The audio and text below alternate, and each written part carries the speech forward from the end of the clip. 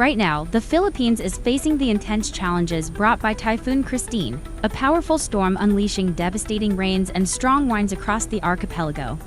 In response to this urgent situation, President Ferdinand Marcos Jr. is taking swift and decisive action to ensure the safety of the Filipino people. In facing this challenge, the lessons learned will pave the way for a stronger, more resilient Philippines, prepared to unite in the face of adversity. Upon learning of the storm's severity, President Marcos has declared a state of emergency in the most affected areas.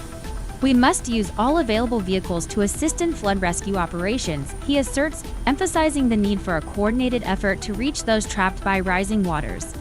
This directive empowers local government units to mobilize every resource at their disposal to help their communities. Under his leadership, the National Disaster Risk Reduction and Management Council is actively coordinating rescue and relief efforts.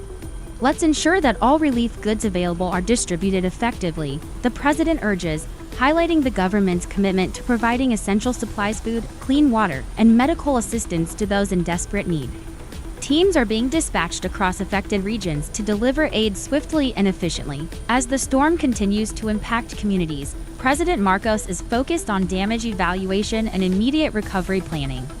We need to assess the situation comprehensively, he states, stressing the importance of understanding the crisis to formulate effective response strategies. Plans are being developed to reinforce infrastructure, ensuring that communities are better prepared for future storms. In addition to immediate response efforts, President Marcos is calling for enhanced disaster preparedness throughout the nation. We must be proactive, utilizing all available resources, he emphasizes, urging local governments to strengthen their response protocols and invest in community resilience initiatives. Recognizing the scale of this challenge, the president is also reaching out for collaboration with international partners. Together, we can overcome this disaster, he says, inviting non-governmental organizations and foreign aid agencies to join in the relief efforts.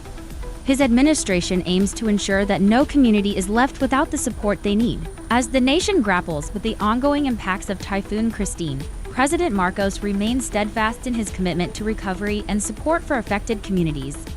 His decisive actions and unwavering focus on utilizing every available resource reflect a deep dedication to the welfare of the Filipino people.